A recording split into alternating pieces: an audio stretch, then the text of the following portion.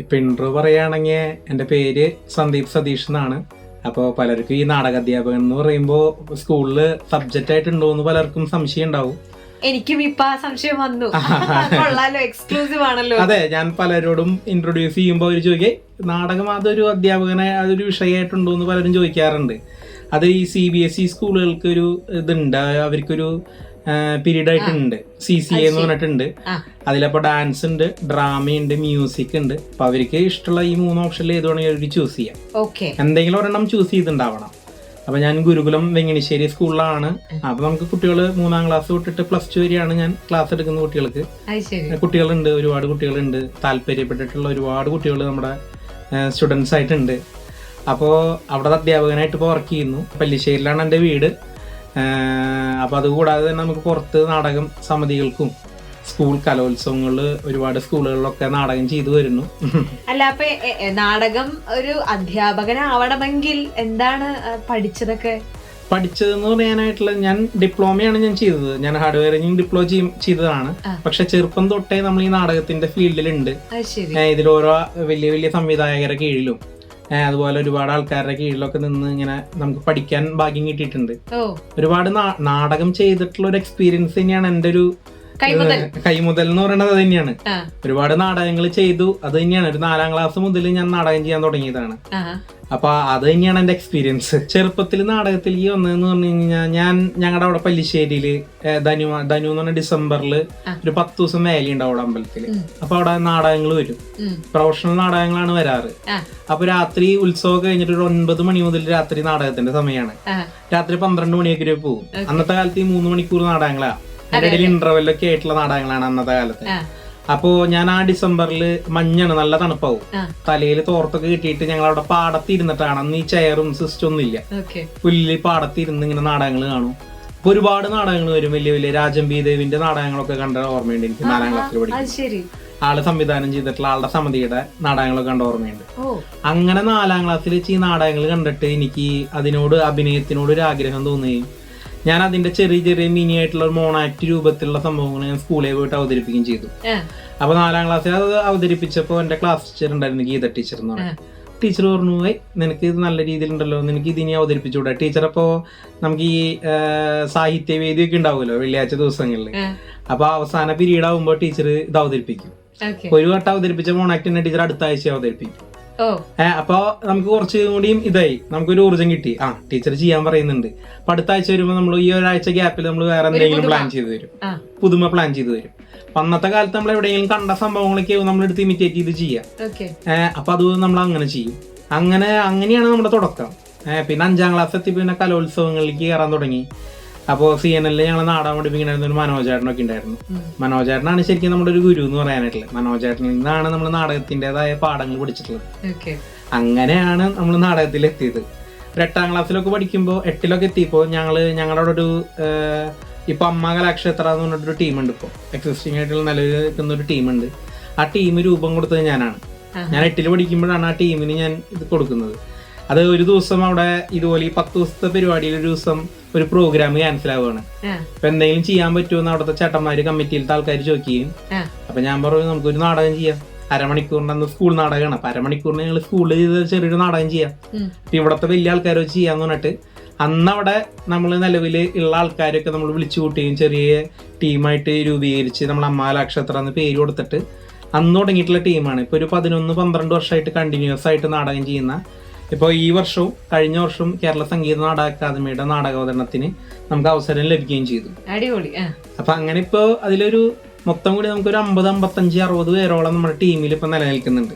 അന്ന് നമ്മൾ 8ാം ക്ലാസ്സിൽ രൂപം കൊടുത്ത ടീം ഇപ്പോ വലിയൊരു ടീമായി മാറിയിരിക്കുകയാണ്. കലക്കി. അപ്പൊ ഇതാണ് സന്ദീപ് മാഷ് അല്ലേ? അതെ. അപ്പൊ welcome to Youthopia. Thank you. ഇപ്പൊ ഞാൻ പറഞ്ഞില്ലേ, ചെറുപ്പം തൊട്ടേ ഞാൻ തുടങ്ങുമ്പോൾ നമുക്കൊരു അംബീഷൻ ഉണ്ട്. ഈ അഭിനയം കൊണ്ട് നാടകം കൊണ്ട് നമുക്ക് എവിടെയെങ്കിലും ഒരു നിലയിൽ എത്തിച്ചേരാം, നമുക്ക് എത്തിപ്പെടണം. അത് എങ്ങനെയാണെന്ന് വെച്ച് കഴിഞ്ഞാൽ നമ്മൾ ആദ്യമേ ഈ ഒരു ഫീൽഡിലേക്ക് ഇറങ്ങുമ്പോൾ തന്നെ ആദ്യം വീട്ടുകാർ അച്ഛനും അമ്മയും കുഴപ്പമില്ല, അവര് ഭയങ്കര പ്രോത്സാഹനമാണ്. അവരാണ് നമ്മുടെ ഒരു ശരിക്കും ശക്തി എന്ന് പറയാനായിട്ടുള്ളത്. മറ്റുള്ള നമ്മളറിയാവുന്ന ആൾക്കാരായാലും ബന്ധുക്കളായാലും നാട്ടുകാരായാലും ആദ്യം തന്നെ നമ്മൾ ഈ ഫീൽഡിലേക്ക് ഇറങ്ങുമ്പോൾ ആദ്യം തന്നെ പറയുന്നത് പറഞ്ഞാൽ നാടകക്കാരെന്ന് പറഞ്ഞു കഴിഞ്ഞാൽ പണ്ടത്തെ കാലത്തെ ആൾക്കാരുടെ രീതിയിൽ മോശമായിട്ടുള്ളൊരു അഭിപ്രായമുള്ള ഒരു വിഭാഗം ഉണ്ട്. എല്ലാവരും അങ്ങനെയാന്നല്ല, ഒരു വിഭാഗം ആൾക്കാർ അവരെ അങ്ങോട്ട് പോയി കഴിഞ്ഞാൽ ചെക്കൻ ഈ സംവിധാനം എന്നൊക്കെ പറഞ്ഞു കഴിഞ്ഞാൽ കള്ളും കഞ്ചാവൊക്കെ ആവൂട്ടാ, അങ്ങനെ പറയുന്ന ഒരു വിഭാഗം ആൾക്കാരുണ്ട്. അപ്പൊ അതിൽ നിന്ന് നമ്മളൊരിക്കലും ഇതുവരെ ഇപ്പൊ ഈ ഒരു നിമിഷം ഇപ്പൊ ഇവിടെ ഇരിക്കുന്നവരെ ഞാൻ ആ രീതിയിൽ വഴിതെറ്റി പോയിട്ടില്ല എന്ന് എനിക്ക് ഉറപ്പുണ്ട്. അപ്പോൾ അവരൊക്കെ അങ്ങനെ പറയുമ്പോൾ അതിൽ നിന്നും വിട്ട് നമ്മളൊരിക്കലും വഴിതെറ്റി പോവില്ല. ചെറുപ്പത്തിലേ ഞാൻ മനസ്സിലുറപ്പിച്ച കാര്യമാണ് നമ്മൾ ഈ ഒരു ഇതുകൊണ്ട് നമ്മൾ എവിടെയെങ്കിലുമൊക്കെ എത്തുന്നുള്ളത്. ഇപ്പൊ നമുക്ക് ഇപ്പൊ എനിക്ക് ഒരുപാട് അംഗീകാരങ്ങൾ ഇതിനായിട്ട് കിട്ടിയിട്ടുണ്ട്. ഈ കിട്ടിയ അംഗീകാരങ്ങളായാലും ഇപ്പൊ എനിക്ക് ഒരുപാട് സൗഹൃദങ്ങളുണ്ട്. ഈ സുഹൃത്ത് ബന്ധങ്ങളായാലും, സുഹൃത്ത് ബന്ധങ്ങളെന്ന് മാത്രം പറയാൻ പറ്റില്ല, നമുക്ക് ഒരുപാട് അത്രയും ക്ലോസ് ആയിട്ട് നിൽക്കുന്ന ഒരുപാട് ആൾക്കാരുണ്ട്. പിന്നെ നമ്മൾ എവിടെ എന്തൊരു പ്രോഗ്രാം ചെയ്യാൻ പോയാലും, അല്ലെങ്കിൽ ഒരു സ്കൂളിൽ ഇപ്പോൾ നാടകം പഠിപ്പിക്കാൻ പോയാലായാലും, എവിടെ ഏതൊരു സമിതിക്ക് വേണ്ടി പോയാലും നമ്മൾ ആരും വിഷമിപ്പിക്കില്ല. എല്ലാവരും നമ്മൾ അത്രയും ചേർത്ത് നിർത്തിയിട്ടുള്ള ഒരു ശീലമാണ്. അപ്പം അതുകൊണ്ട് തന്നെ ഒരുപാട് ബന്ധങ്ങൾ നമുക്കുണ്ട്, ഒരുപാട് നല്ല ആൾക്കാരായിട്ട് പരിചയപ്പെടാൻ പറ്റിയിട്ടുണ്ട്, ഒരുപാട് അംഗീകാരങ്ങൾ കിട്ടിയിട്ടുണ്ട്. അപ്പോൾ നമ്മൾ അന്ന് പറഞ്ഞ ആൾക്കാർ തന്നെ ഇന്ന് ഇപ്പോൾ നമ്മുടെ പേരിൽ അഭിമാനിക്കുന്ന ഒരു നിമിഷത്തിലേക്ക് എത്തിയിട്ടുണ്ടെന്നാണ് നമ്മൾ സ്വയം വിശ്വസിക്കുന്നത്. ഇപ്പോൾ കൂടുതലായിട്ട് അംഗീകാരം കിട്ടിയത് എല്ലാവരും ബുദ്ധിമുട്ടുന്ന കോവിഡ് സമയത്താണ് നമുക്ക് കൂടുതൽ അംഗീകാരങ്ങൾ കിട്ടിയത്. കാരണം കോവിഡ് സമയത്ത് എന്ത് ചെയ്യുന്ന അറിയാതെ എല്ലാവരും ബുദ്ധിമുട്ടിയ അവസ്ഥയാണ്. എല്ലാ ഫീൽഡിലും ഉണർന്ന് പ്രവർത്തിച്ചു. അതെ, എല്ലാവരും ബുദ്ധിമുട്ടിയ അവസ്ഥയില് ഇപ്പൊ നമ്മള് എപ്പോഴും നാടകങ്ങൾ ചെയ്തിരിക്കുന്ന ആളാണ് ഞങ്ങളുടെ ടീം എന്ന് പറഞ്ഞു കഴിഞ്ഞാൽ എപ്പോഴും എന്തെങ്കിലുമൊക്കെ ചെയ്തുകൊണ്ടിരിക്കും. ഞങ്ങൾ കുറച്ച് ആൾക്കാരുണ്ട് അങ്ങനെ. ഇപ്പൊ ഞങ്ങൾ സ്കൂളിൽ നാടകം പഠിപ്പിക്കാൻ പോവുകയാണെങ്കിൽ ഞങ്ങൾ ഇങ്ങനെ ഒരു ടീമായിട്ടാണ് പോവുക. അപ്പൊ എപ്പോഴും നാടകങ്ങൾ ചെയ്തുകൊണ്ടിരിക്കുന്ന ടീമാണ്. അപ്പൊ 2019 ഞങ്ങൾ നാടകങ്ങൾ ചെയ്ത്, അതുപോലെ 2020 നമ്മൾ കോവിഡിന് തൊട്ട് മുൻപ് വരെ ഞങ്ങൾ നാടകം ചെയ്യായിരുന്നു. ഞങ്ങള് ഇവിടെ നമ്മുടെ പുതുക്കാട് പ്രചോദി കോളേജിലൊക്കെ നാടകം ചെയ്ത് കഴിഞ്ഞ്, ഇവിടെ ഒരു ടീമിന് വേണ്ടി ഒരു നാടകം ചെയ്ത് കഴിഞ്ഞിരിക്കുന്ന സമയത്താണ് കോവിഡ് വരുന്നത്. അപ്പൊ അതിന് തൊട്ട് മുന്നേ കോവിഡ് വരുന്ന അടവ് വരണായിട്ട് ഒരാഴ്ച മുന്നേ ഞങ്ങൾ നാടകം ചെയ്ത് അതില് ലൈവായിട്ട് നിൽക്കുകയാണ്. അപ്പൊ എന്താ പറയാ, ഒരു കിളീനൊക്കെ കൂട്ടിലിട്ട അവസ്ഥയായിരുന്നു നമുക്ക്. എന്ത് ചെയ്യണം എന്ന് അറിയാണ്ട് ആകെ പ്രാന്ത് പിടിച്ച്. അപ്പൊ ആദ്യത്തെ ഒരാഴ്ചയൊക്കെ നമ്മള് ആദ്യത്തെ ഒരാഴ്ചയൊക്കെ വീട്ടിൽ വെറുതെ ഇരുന്ന് മറ്റേ കബഡി കളിക്കുക. കാരണം ഫോണൊന്നും ഒരു പരിധിയില്ല. അതെ, എന്ന് തീരുന്ന അറിയാണ്ട് ആകെ ലോക്കായിരിക്കുന്ന അവസ്ഥ. അപ്പൊ അതിൽ നിന്ന് ഒരാഴ്ച കഴിഞ്ഞപ്പോൾ നമുക്ക് മാനസികമായിട്ട് നമുക്ക് അടങ്ങിയിരിക്കാൻ പറ്റുന്നില്ല, എന്തെങ്കിലുമൊക്കെ ചെയ്തിട്ട്. അപ്പൊ നമ്മുടെ തന്നെ സ്ക്രിപ്റ്റ് ചെയ്യുന്ന രഞ്ജിത്തേട്ടുണ്ട്, രഞ്ജിത് ശിവ എന്ന് പറഞ്ഞിട്ട്. അപ്പൊ പുള്ളിക്കാരനെ ഞാൻ ഫോണിൽ വിളിച്ചിട്ട് ചേട്ടാ നമുക്ക് എന്തെങ്കിലും ചെയ്യണം ചേട്ടാ, ഇങ്ങനെ അടങ്ങി ഒതുങ്ങിയിരിക്കാൻ പറ്റുന്നില്ല. അപ്പൊ അതേ സമയത്ത് തന്നെയാണ് നമ്മുടെ LNV ലോക നാടക വാർത്തകൾ എന്ന് പറഞ്ഞൊരു കൂട്ടായ്മ രൂപം കൊണ്ടു വാട്സപ്പില്. അപ്പൊ അവര് മൊത്തത്തിൽ എല്ലാ നാടുകളിലെയും രാജ്യങ്ങളിലേക്ക് ഉൾപ്പെടുത്തിക്കൊണ്ട് ഒരു നാടക മത്സരം സംഘടിപ്പിക്കാൻ പോവാം, ഓൺലൈൻ നാടക മത്സരം.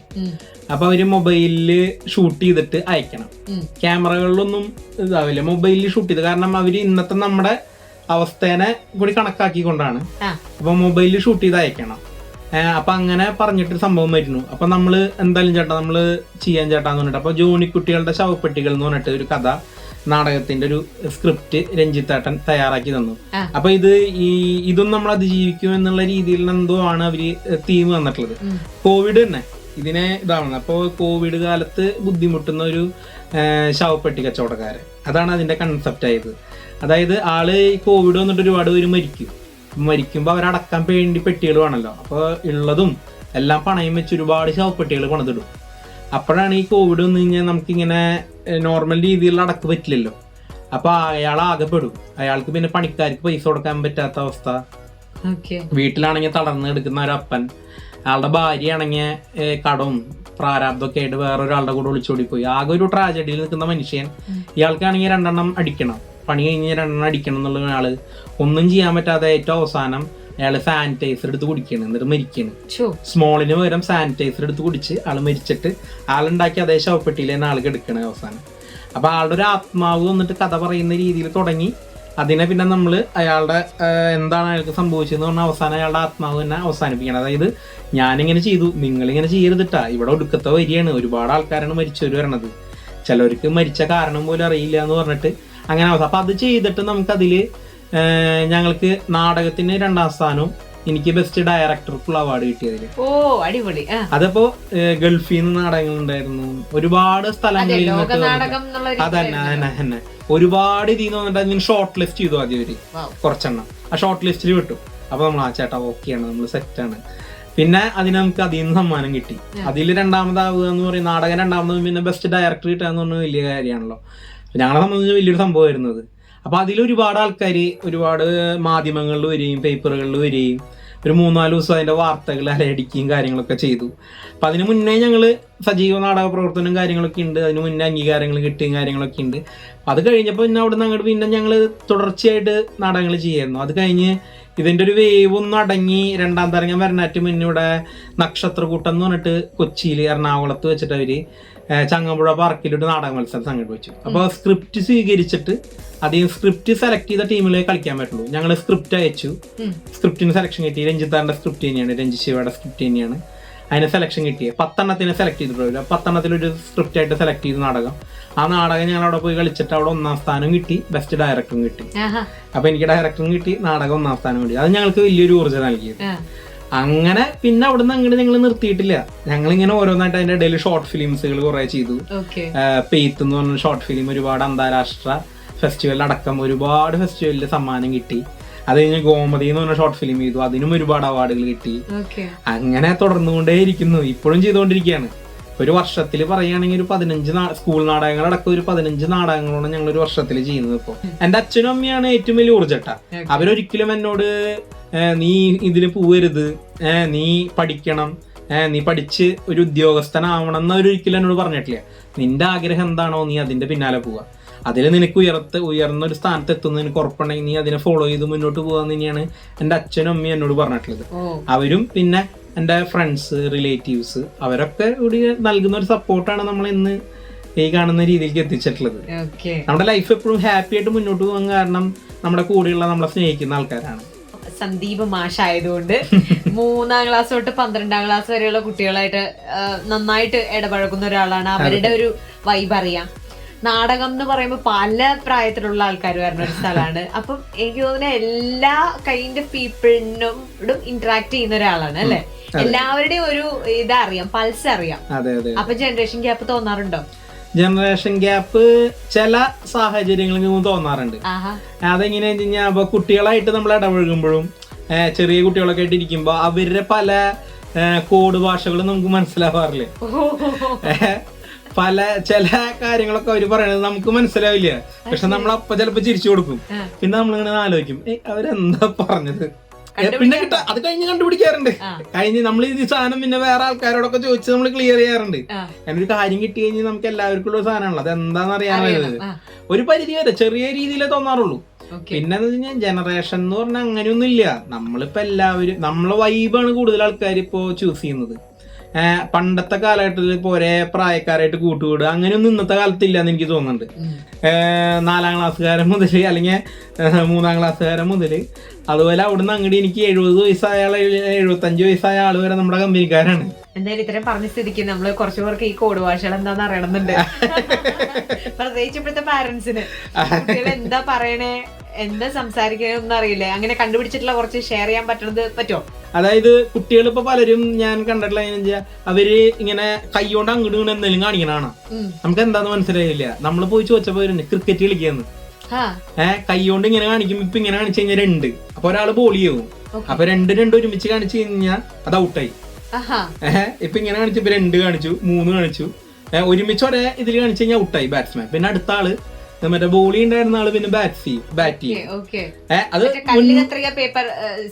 അതുപോലത്തെ സംഭവം അത് മുൻപുണ്ട്. ഇപ്പൊ ഞാൻ പഠിക്കുന്ന സമയത്തുണ്ടായിരുന്നു. പക്ഷെ ഇപ്പോഴത്തെ കുട്ടികൾ എന്ന് വെച്ച് കഴിഞ്ഞാലേ ക്ലാസ്സിലൊക്കെ ഇരിക്കുന്ന സമയത്തായാലും മറ്റുള്ളവർ കാണാതിരിക്കാൻ വേണ്ടി ചെയ്യുമ്പോ ഇവരത് എന്തുട്ട് എറിഞ്ഞു കൊടുക്കണേന്ന് തോന്നുന്നു നമുക്ക് പെട്ടെന്ന്. പിന്നെ നോക്കുമ്പോഴാണ് നമ്മുടെ കാലത്ത് നമ്മൾ കളിച്ചിട്ടുള്ള ഗെയിമാണ്. പക്ഷെ അവരിപ്പൊ അവരുടെ രീതിയിലായ മാറ്റങ്ങൾ കൊണ്ടുവന്നു. സ്കോറിംഗ് നിലയും കൂട്ടി അവരുടേതായുള്ള മാറ്റങ്ങൾ കൊണ്ടുവരുമ്പോഴുള്ള അത്. പക്ഷെ ഞാൻ എന്ന് പറഞ്ഞു കഴിഞ്ഞാൽ ഇപ്പൊ എനിക്ക് 28 വയസ്സാവുന്നുള്ളൂ. അപ്പൊ അതിന്റേതായ ഒരു ജനറേഷൻ, നമ്മള് ഓൾഡ് ജനറേഷനല്ല യങ്ങർ ജനറേഷനല്ല എന്ന് പറഞ്ഞാൽ 2നും മിഡിൽ വിട്ടുപോയല്ലോ. അപ്പൊ അതുകൊണ്ട് നമുക്ക് ഒരുവിധപ്പെട്ട ഇപ്പൊ നമ്മളിപ്പോ കോളേജുകളിൽ കുട്ടികളെ പഠിപ്പിക്കാൻ പോകുന്നുണ്ട്, സ്കൂളുകളിൽ പഠിപ്പിക്കാൻ പോകുന്നുണ്ട്. അപ്പൊ ഒരുവിധപ്പെട്ട ആൾക്കാരുടെ ഒരുവിധം സംഭവങ്ങളൊക്കെ നമുക്ക് മനസ്സിലാവും. എന്തുകൊണ്ടാണ് അവരങ്ങനെ ഇതാവണം അല്ലെങ്കിൽ ഇങ്ങനെ ഇതാവണം എന്നൊക്കെ മനസ്സിലാവും. പിന്നെയുള്ള എന്താ കഴിഞ്ഞാൽ അവരായിട്ട് വൈബടിച്ച് കഴിഞ്ഞാൽ നമുക്ക് അവരുടെ എല്ലാ കാര്യങ്ങളും നമുക്ക് മനസ്സിലാവും. കാരണം ആദ്യം ഷെയർ ചെയ്യുക അവര് നമ്മളായിട്ടാ. അതാണ് ഏറ്റവും വലിയ അടിസ്ഥാനം എന്ന് പറഞ്ഞ സാധനം. എന്താ കുട്ടികളുടെ ഒരു ബേസിക് ക്യാരക്ടറിലുള്ള വ്യത്യാസം തോന്നിയത്? ക്യാരക്ടറിലുള്ള വ്യത്യാസം എന്ന് പറഞ്ഞു കഴിഞ്ഞാൽ ഇപ്പൊ പണ്ട് കാലങ്ങളിൽ നമുക്ക് അനുസരിപ്പിച്ചിരുത്താൻ പറ്റുന്ന കുട്ടികളായിരുന്നു. നമ്മളൊരു കാര്യം പറഞ്ഞു കഴിഞ്ഞാൽ ഒന്ന് ചൂടായി പറഞ്ഞാലോ എന്തെങ്കിലും പറഞ്ഞു കഴിഞ്ഞാൽ അവരത് അനുസരിക്കും. ഇന്നത്തെ കാലത്ത് അത് അവർക്ക് തോന്നണം. അത് ഒരു വിഭാഗം ആൾക്കാരുണ്ട്, ഒരു വിഭാഗം ഇപ്പോഴും അതിൽ നിൽക്കുന്നുണ്ട്. എന്നാലും ഒരു 95% പിള്ളേരെങ്ങനെയാണെന്ന് വെച്ച് കഴിഞ്ഞാൽ അവർക്ക് തോന്നണത് അവർ കുറച്ചുകൂടി പ്രാക്ടിക്കലായിട്ട് ചിന്തിക്കുക. നമ്മളൊരു കാര്യം വേണം അങ്ങോട്ട് പോകരുതിട്ടാ, എന്തിനാ അത്. അപ്പൊ അവര് ചോദിക്കും അതിപ്പോ എന്താ അങ്ങോട്ട് പോയാ കുഴപ്പം എന്താണ്, ഇപ്പൊ എന്തിനാ പോകരുതെന്ന് പറഞ്ഞാൽ അവർക്ക് അതിന്റേതായ വ്യക്തമായ ഒരു എക്സ്പ്ലനേഷൻ നമുക്ക് കൊടുക്കാൻ പറ്റണം. അത് അതെ അതെ അതെ. അത് പക്ഷെ ഒരു പരിധി വരെ നല്ലതുമാണ്. കാരണം നമ്മൾ തന്നെ പിള്ളേരെ പറഞ്ഞു പഠിപ്പിച്ചിട്ടുണ്ട്, വ്യക്തമായ ഒരു കാരണം കൂടാതെ ആരെങ്കിലും വിളിച്ചു കഴിഞ്ഞാൽ നീ കൂടെ പോരുതിട്ടാ.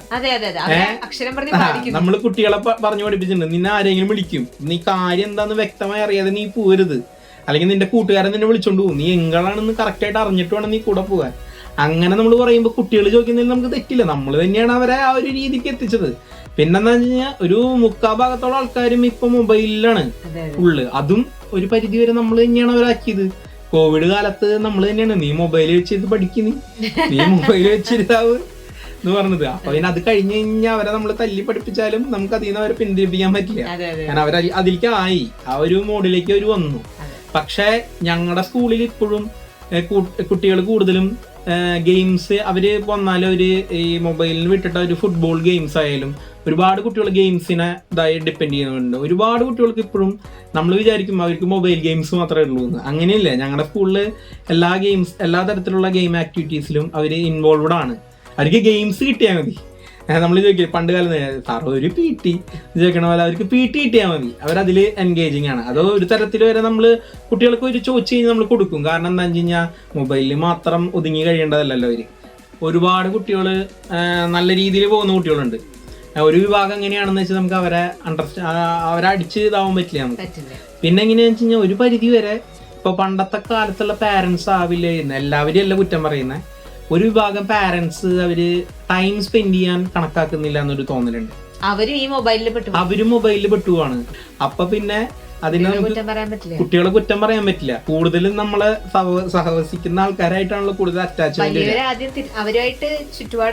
അതെ അതെ അതെ അതെ. ഇപ്പൊ കുട്ടികളിപ്പോ നമ്മളൊരു ഫാമിലി ഫംഗ്ഷൻ ഇരിക്കുമ്പോ ജസ്റ്റ് ഒരാൾ ഫോൺ എടുത്ത് നോക്കി, അപ്പൊ ഓട്ടോമാറ്റിക്കലി വേറെ ഒരാൾക്ക് ഒരു ടെൻഡൻസി വരും, എനിക്കൊന്ന് നോക്കിയാലോ എന്നുവെച്ചാൽ ആളെടുത്ത് നോക്കും. മറിച്ച് അവിടെ ഫോണേ യൂസ് ചെയ്യാതെ ഇരുന്ന് കഴിഞ്ഞ് കുട്ടികൾ ഗെയിം കളിക്കണ്ടാവും. ഒരു ടൈം കഴിഞ്ഞാൽ അവരത് മാറ്റി വെച്ച് അവരതിൽ സ്പെൻഡ് ചെയ്യും. മറ്റേ മഴത്തുള്ളികൾ ഭയങ്കര രസകരമായിട്ട് സംഭവമാണ്. മഴത്തുള്ളികൾ പാട്ട് നമ്മൾ അന്ന് മറ്റേ റേഡിയോയിലൊക്കെ കേട്ട ഒരു രീതിയേ ഉള്ളൂ. എന്നിട്ട് സ്കൂളിൽ പോയിട്ട് മഴേനെ പറ്റിയിട്ടൊരു കവിത എഴുതാൻ പറഞ്ഞപ്പോൾ ഞാൻ ഈ മഴത്തുള്ളികൾ എന്ന് പറഞ്ഞ പാട്ട് എഴുതി വെച്ചിട്ടുണ്ട്, സിനിമ പാട്ട്. പിന്നെ ടീച്ചർ കൈയോടെ പൊക്കിയപ്പോഴാണ് മനസ്സിലായത് സിനിമ പാട്ടാണ്, കവിത ഇല്ല എന്നുള്ളത്. അതില് ദിലീപ് പറയുന്നുണ്ട് പണ്ട് എവിടെ പാടിക്കേട്ടൊരു കവിതയാണെന്നെന്തോ പറയുന്നുണ്ട്. നമുക്കറിയില്ലല്ലോ ആ പ്രായത്തില്. അഭിനയിക്കും, പിന്നെ ഡയറക്റ്റ് ചെയ്യും. പിന്നെ ഈ ഡയറക്റ്റ് ചെയ്യിക്കുമ്പോ എന്താ പറയാ പല ആളുകളെയും അഭിനയിപ്പിച്ചെടുക്കുക എന്നുള്ളതാണ് അതിന്റെ ഒരു ഇത്. അതെ, എല്ലാവരും അഭിനയിക്കാൻ കഴിവുള്ളവർക്കായിരിക്കില്ല. അപ്പൊ അവരെ നമ്മൾ ട്രെയിൻ ചെയ്യിപ്പിച്ചെടുക്കണം. അപ്പൊ പിന്നെ ട്രെയിനിങ് കൊടുക്കാറുണ്ട് ഞാൻ. അതുപോലെ ഈ വെക്കേഷൻ കുട്ടികൾക്ക് ട്രെയിനിങ് കൊടുക്കാറുണ്ട്. അഭിനയ കളരിയൊക്കെ സംഘടിപ്പിക്കാറുണ്ട്. അവർക്ക് കൂടുതൽ എന്താ പറയാ അഭിനയത്തിൻ്റെതായ കൂടുതൽ ബാലപാഠങ്ങൾ നമ്മൾ പറഞ്ഞു കൊടുക്കാറുണ്ട്. ഇപ്പൊ എന്റെ ടൈമിൽ എന്ന് പറഞ്ഞു കഴിഞ്ഞാൽ ഞങ്ങൾക്ക് കുറവായിരുന്നു ഈ വേനൽ ക്യാമ്പുകളും നാടക കളരികളൊക്കെ കുറവായിരുന്നു. നമുക്കിതിനോടൊരു താല്പര്യം വന്ന ടൈമിൽ കുറവായിരുന്നു സംഭവങ്ങൾ. അപ്പോൾ എന്നെ കൊണ്ട് പറ്റുന്ന രീതിയിൽ നമ്മളിപ്പോ പൈസ പോലും നോക്കാണ്ട് നമ്മൾ പോയിട്ട് കുട്ടികളെ പഠിപ്പിക്കാറുണ്ട്. അതൊന്നാമത്തെ കാര്യം എന്താ വെച്ച് കഴിഞ്ഞാൽ നമുക്ക് കിട്ടാത്ത സാധനം വേറൊരാൾക്ക് കിട്ടട്ടെ. നമ്മള് വളർന്നു വന്നതിന് വിട്ടിട്ട് കുറച്ചും കൂടിയും ഊർജ്ജസ്വലരായിട്ട് കുട്ടികൾ വളർന്നു വരട്ടെ എന്നുള്ളതാണ്. നമ്മളതിലൊരിക്കലും ഇപ്പൊ നമ്മൾ നാടകം ചെയ്യുകയാണെങ്കിലും ഇത്ര പൈസ ഉള്ളൂ കേട്ടോ മാഷെ, നമുക്ക് ഇത്ര രൂപയിൽ ചെയ്യണം എന്ന് പറഞ്ഞാൽ നമ്മൾ അത്രയും കുറവ് രൂപയ്ക്ക് നമ്മൾ ചെയ്തു കൊടുക്കും. ഓക്കെ, ഇപ്പൊ എന്നോട് തുടക്കം പറഞ്ഞു അന്ന് കാലത്തെ നാടകങ്ങൾ 3 മണിക്കൂറായിരുന്നു ഇന്റർവെൽ. അപ്പൊ ഇപ്പൊ കാലം ഒരുപാട് പോയി. 4ാം ക്ലാസ്സിലെ കാര്യമാണ് എന്നോട് പറഞ്ഞത്. ഇപ്പോഴത്തെ നാടകങ്ങളുടെ ഒരു ശൈലി എങ്ങനെയാ? ഇപ്പോഴത്തെ നാടകങ്ങൾ എന്ന് പറഞ്ഞു കഴിഞ്ഞാൽ ഇപ്പോ കൂടുതൽ പരീക്ഷണങ്ങൾ വന്നു തുടങ്ങി. ഇപ്പൊ നമ്മളിപ്പോ ചെയ്യുന്നത് അമച്വർ നാടകങ്ങളാണ്. അന്ന് ഞാൻ കണ്ടിരുന്നത് പ്രൊഫഷണൽ നാടകങ്ങളാണ്. പ്രൊഫഷണൽ നാടകങ്ങളായാലും ശൈലി മാറി. 2 മണിക്കൂർ കറക്റ്റ് കണ്ടിന്യൂസ് ആണ്, ഇന്റർവെൽ ഇല്ലാണ്ട് 2 മണിക്കൂർ പക്ക പാക്കിംഗ് ആണ്. അതിലെ ഇന്റർവെൽ ഒന്നും ഇല്ല. പണ്ട് കാലങ്ങളിൽ ഇന്റർവെല് സമയത്ത് വീട്ടുകാർ പറയണ കേൾക്കാം, അവിടെ ഇന്റർവെൽ ആവട്ടെ എന്നിട്ട് നമുക്ക് വീട്ടിൽ പോവാം, ഇന്റർവെല്ലായിട്ട് നമുക്ക് പോകാം, കാരണം പകുതിയോളം കണ്ടിട്ട് പോകാന്ന് പറഞ്ഞ ആൾക്കാരുണ്ട്. അത്രയും ഉള്ള നാടകങ്ങൾ മാത്രമേ ഫുൾ ടൈം ആൾക്കാർ അന്ന് കണ്ടിരുന്നുള്ളൂ. കാരണം രാത്രിയാണ്, ഒരുപാട് നേരം വൈകിട്ടുള്ള. അപ്പൊ കുട്ടികളെയും കൊണ്ടുവരുന്ന വീട്ടുകാരൊക്കെ പിറ്റേ ദിവസം ജോലിക്ക് പോണവരുണ്ടാവും, സ്കൂളിൽ പോണവരുണ്ടാവും. അപ്പൊ അവര് പറയും ഇന്റർവെൽ കഴിഞ്ഞ് നമുക്ക് വീട്ടിൽ പോകാം. അപ്പൊ ഇന്ന് ആ ഒരു വീട്ടിൽ പോകാനുള്ളൊരു ഗ്യാപ്പ് കൊടുക്കാതെ 2 മണിക്കൂറാണ് പ്രൊഫഷണൽ നാടകങ്ങൾ അവർ കൊടുത്തിട്ടുള്ളത്. അപ്പൊ അമേച്വർ നാടകങ്ങൾ എടുക്കുകയാണെങ്കിൽ ഫുള്ള് പരീക്ഷണങ്ങളാണ്. ഒരു പരിധി വരെ എല്ലാം പരീക്ഷണാത്മക നാടകങ്ങളാണ് അമേച്വർ നാടകങ്ങളിൽ കൂടുതലും കാണുന്നത്. അപ്പൊ അതിലൊരുപാട് എന്താ പറയാ മാറ്റങ്ങൾ ഒരുപാട് വന്നിട്ടുണ്ട്. അതിനനുസരിച്ച് നമുക്ക് ഒരു വാല്യൂം വന്നിട്ടുണ്ട്. പണ്ട് കാലങ്ങളിലുള്ള നാടകക്കാരന് കിട്ടുന്ന ഒരു വിലയും നിലയും അല്ല ഇന്നൊരു നാടകക്കാരന് കിട്ടുന്നത് എനിക്ക് ഞങ്ങൾക്ക് മനസ്സിലായിട്ടുണ്ട് പേഴ്സണലി. കാരണം നമ്മളൊരു സ്കൂളിൽ പഠിപ്പിക്കാൻ പോവുകയാണെങ്കിലും അവര് നമ്മളോടുള്ള പെരുമാറ്റവും നമുക്ക് തരുന്നൊരു റെസ്പെക്റ്റ് ഉണ്ടല്ലോ, അവർ നമുക്ക് തരുന്നൊരു സംഭവം ഉണ്ടല്ലോ, അത് സ്കൂളിൽ നിന്നല്ല നമ്മൾ എവിടെ പോയാലും നമുക്ക് കിട്ടുന്ന ഒരു സംഭവം അതാണ്. ഇപ്പൊ നമ്മൾ ഒരുപാട് ഉദ്ഘാടനങ്ങൾക്കൊക്കെ പോകാറുണ്ട്. ഇപ്പോൾ വായനാ ദിനത്തിന്റെ ഉദ്ഘാടനത്തിന് സ്കൂളുകളിൽ പോകാറുണ്ട്. അപ്പോൾ വായനാ ദിനത്തിന്റെ ഇതിനൊക്കെ പോകുമ്പോൾ ഞാൻ പഠിച്ച സ്കൂളിലാണ് ഈ കഴിഞ്ഞ വർഷം ഞങ്ങൾ വായനാ ദിനത്തിന് ഞാൻ ഉദ്ഘാടനത്തിന് പോയത്. അപ്പോൾ പഠിച്ച സ്കൂളിൽ പഠിപ്പിച്ച ടീച്ചർമാരുടെ മുന്നിൽ അവിടെ ഒരു സ്പെഷ്യൽ ഗസ്റ്റ് ആയിട്ട് വളർന്നു വരുന്ന ഞാൻ ഇരുന്ന അതേ അസംബ്ലി ലൈനിലാണ് ഇപ്പോഴത്തെ കുട്ടികളിരിക്കുന്നത്. അപ്പൊ അവരോടൊക്കെ സംസാരിക്കാൻ സമ്മതിക്കാൻ പറ്റുന്നത് പറഞ്ഞാൽ എന്നെ സംബന്ധിച്ചോളം വലിയൊരു കാര്യമാണ്. നാടകത്തിൽ വരുന്ന കുട്ടികൾക്ക് എങ്ങനെയൊക്കെയാണ് അവരെ നമ്മൾ മാറ്റിയെടുക്കുന്നത്, ഓർ നാടകം എങ്ങനെയാണ് അവരെ മാറ്റിയെടുക്കുന്നത്? നാടകം മാറ്റിയെടുക്കണമെന്ന് പറഞ്ഞു കഴിഞ്ഞാൽ ഇപ്പൊ നാടകത്തിൽ നമ്മൾ ആരംഭഘട്ടം മുതൽ നമ്മൾ ആദ്യം ഇതിലത്തെ ഒരു കഥാപാത്രത്തിന് നമ്മൾ കൊടുത്തു കഴിഞ്ഞാൽ അതിലത്തെ ഡയലോഗുകൾ പഠിക്കണം. അപ്പോ ചില നാടകങ്ങളൊക്കെ ഒരു പായ കണക്കിന് ഡയലോഗുകളുണ്ടാവും. അതപ്പോ ഒരുപാട് ഡയലോഗുകൾ പഠിക്കണം. അത് ആ കഥാപാത്രമോ അല്ലെങ്കിൽ ആ കഥയോ അത് ഡിമാൻഡ് ചെയ്യണതാണ്. അപ്പൊ ഡയലോഗുകൾ പഠിക്കാൻ തന്നെ നമ്മൾ പണ്ട് സ്കൂളിൽ നമ്മൾ ക്ലാസ്സിൽ പഠിച്ച പോലെ ഇരുന്ന് പഠിക്കണം. പിന്നെ ഒരു റിഹേഴ്സൽ ക്യാമ്പ് എന്ന് പറഞ്ഞു കഴിഞ്ഞാൽ, നാടകത്തിന്റെ റിഹേഴ്സൽ ക്യാമ്പ് എന്ന് പറഞ്ഞു കഴിഞ്ഞാൽ വളരെ രസകരമായിട്ട് സംഭവമാണ്. മറ്റുള്ളവരെങ്ങനെയാണെന്ന് നമുക്കറിയില്ല. നമ്മുടെ റിഹേഴ്സൽ ക്യാമ്പ് എന്ന് പറഞ്ഞാൽ നമ്മളൊരു ഫാമിലിയാണ്. ഒരു നാടകം തുടങ്ങി 1 മാസമോ അല്ലെങ്കിൽ 2 മാസമോ അതിൻ്റെ ഒരു ടൈം പീരീഡ് പോകും. ആ 2 മാസം അല്ലെങ്കിൽ 1 മാസം ഞങ്ങളെല്ലാം ഒരു ഫാമിലിയാണ്. അത് കഴിഞ്ഞാലും ഫാമിലിയാണ്, അല്ല എന്നല്ല പറയണം. പക്ഷെ ആ നാടകത്തിൽ ഇപ്പം എല്ലാ നാടകത്തിലും എല്ലാ ആൾക്കാരും അഭിനയിച്ചൊന്നും വരില്ല. പക്ഷെ ആ നാടകം കഴിയുന്നവർ നമ്മളെല്ലാം ഒരു ഫാമിലിയാണ്. അപ്പോൾ അതിൽ നിൽക്കുമ്പോൾ തന്നെ ഇപ്പം ജോലി കഴിഞ്ഞ് വന്നവരാണെങ്കിൽ എങ്ങനെയെങ്കിലും വേഗം റിഹേഴ്സൽ ക്യാമ്പിൽ എത്തിയാൽ മതി എന്നാണ്. കാരണം എന്ന് പറഞ്ഞു കഴിഞ്ഞാൽ ആ ഒരു റിഹേഴ്സൽ ക്യാമ്പിൽ എത്തിക്കഴിഞ്ഞാൽ പകുതി ടെൻഷൻസ് പോകും. നമ്മൾ ജോലി സ്ഥലത്തുള്ള ഒന്നുമില്ല. പിന്നെ റിഹേഴ്സൽ കഴിഞ്ഞ് പോവുക, കിടന്നുറങ്ങുക. പിന്നെ പിറ്റേ ദിവസം എനിക്ക് ജോലിക്ക് പോയിട്ട് വീണ്ടും ടെൻഷൻസ് എല്ലാം കൊണ്ട് വീണ്ടും റിഹേഴ്സൽ ക്യാമ്പിലേക്ക് വരും. റിഹേഴ്സൽ ചെയ്യുമ്പോൾ എല്ലാവരുമായിട്ട് പിന്നെ ഇടപഴകി നിൽക്കാൻ ഒരു രസമാണ്. ഒന്നാമത്തെ കാര്യം എന്ന് പറഞ്ഞു കഴിഞ്ഞാൽ നമ്മളൊരു വ്യക്തിത്വം എന്ന് പറയില്ലേ, ഒരു ക്യാരക്ടർ, നല്ലൊരു ഗുഡ് പേഴ്സൺ ആവാൻ വേണ്ടിയിട്ട് ഒരുപാട് സഹായിക്കുന്നുണ്ട് നാടകം അല്ലെങ്കിൽ ഡ്രാമ ആക്ടിങ് എന്നുള്ളത്. പിന്നെ അതുപോലെ തന്നെ നമുക്ക് കോൺഫിഡൻസോട് കൂടിയിട്ട് ഒരു 10,000 അല്ല 1,00,000 ആൾക്കാർ നിൽക്കുന്ന സ്റ്റേജിലായാലും കയറി നിന്ന് തല താഴ്ത്താതെ മുഖം ഉയർത്തി സംസാരിക്കാൻ പറ്റുന്ന ഒരാളാക്കി മാറ്റാൻ പറ്റും, ആയി മാറാൻ പറ്റും. എനിക്ക് തോന്നുന്നു കുട്ടികൾക്ക് ലാക്ക് ചെയ്യുന്നത് അതാണ്. കുട്ടികളെ പലരെയും ഇതാവുന്നത് അതാണ്, കോൺഫിഡൻസ് ഇല്ല. ഇപ്പൊ ഞാൻ കുട്ടികൾക്ക് ക്ലാസ് എടുത്തു കൊടുക്കുമ്പോൾ പലപ്പോഴും കുട്ടികളായിട്ട് ഞാൻ ആദ്യം ഉണ്ടാക്കിയെടുക്കാൻ ശ്രമിക്കുക ആ ഒരു കോൺഫിഡൻസ് ആണ് അവർക്ക്. നമ്മൾ ചെറിയ ചെറിയ ഗെയിമുകളാണ് കളിക്കുക. കുട്ടികൾ ഇപ്പോൾ 3-ാം ക്ലാസ്സിലെ കുട്ടികളെ നമ്മൾ പഠിപ്പിക്കുകയാണെങ്കിൽ നമ്മൾ 3-ാം ക്ലാസ്സുകാരനാവണം. അത് +2കാരനാണെങ്കിൽ ആ ഒരു ലെവലിൽ നിൽക്കണം. അപ്പം ആദ്യം തന്നെ കോൺഫിഡൻസ് ഉണ്ടാക്കിയെടുക്കുകയാണ് അവർക്ക്. അപ്പോൾ കോൺഫിഡൻസ് ഉണ്ടാവണമെങ്കിൽ ആദ്യം അവർക്ക് ഒരു കോൺസെൻട്രേഷൻ കിട്ടണം. അപ്പം ആദ്യം നമ്മൾ കോൺസെൻട്രേഷൻ്റെ ഒരു ഗെയിം അവരെ ചെയ്യിപ്പിക്കും. ഗെയിമല്ല സത്യത്തിൽ, പക്ഷെ അവർക്കതൊരു ഗെയിമാണ്.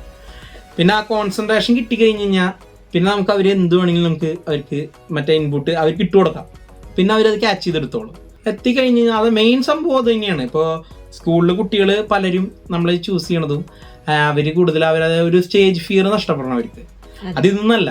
ഇപ്പൊ നാളെ ഒരു ജോബിന് പോവുകയാണെങ്കിൽ ഒരു ഇന്റർവ്യൂവിന് ഇരിക്കുകയാണ്, അവിടെ പതറി വിറച്ചിരുന്ന് കഴിഞ്ഞാൽ അവർ പരിഗണിക്കില്ല. മറിച്ച് അവർ അത്രയും കോൺഫിഡൻസിൽ അതെ എന്നുള്ള രീതിയിൽ അത്രയും സ്മാർട്ടായിട്ട് ഇരുന്ന് കഴിഞ്ഞാൽ അത് അവർക്ക് അതിൽ ഗുണം ചെയ്യും. അപ്പം നല്ലൊരു ക്യാരക്ടർ ആവാനും ഒരു നല്ലൊരു വ്യക്തിത്വം ആവാൻ വേണ്ടിയിട്ട് ഒരുപാട് ഗുണങ്ങൾ നാടകം കൊണ്ടും ആക്ടിങ് കൊണ്ടും ഉണ്ട്. ഓക്കെ, വളരെ സന്തോഷം. അപ്പൊ ഇങ്ങനെ എക്സ്ക്ലൂസീവ് ആയിട്ട് ഒരു നാടക അധ്യാപകനെ ഞാൻ ആദ്യമായിട്ടാണ് പരിചയപ്പെടുന്നത്. താങ്ക് യു സോ മച്ച്, ഒരുപാട് സന്തോഷം. ഞാനാണ് താങ്ക് യു പറയേണ്ടത് സത്യത്തില് ഈ ഒരു പ്ലാറ്റ്ഫോമിൽ എന്നെ ക്ഷണിച്ചതിലും. അടുത്ത ചോദ്യം ഞാൻ ചോദിക്കാൻ എന്തായാലും, യൂത്തോപ്യ എങ്ങനെയുണ്ട്?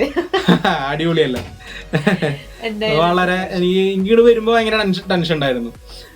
വരുമ്പോ ഒരു ടെൻഷൻ ഉണ്ടായിരുന്നു, പക്ഷെ അവിടെ എത്തി തുടങ്ങിയപ്പോ ആ ഒരു മൂഡിൽ അങ്ങോട്ട് പോയി, ഒരു വൈബായിട്ട് പോയി. സന്തോഷം. അപ്പൊ ടൺ കണക്കിന് ഫൺ. Thank you.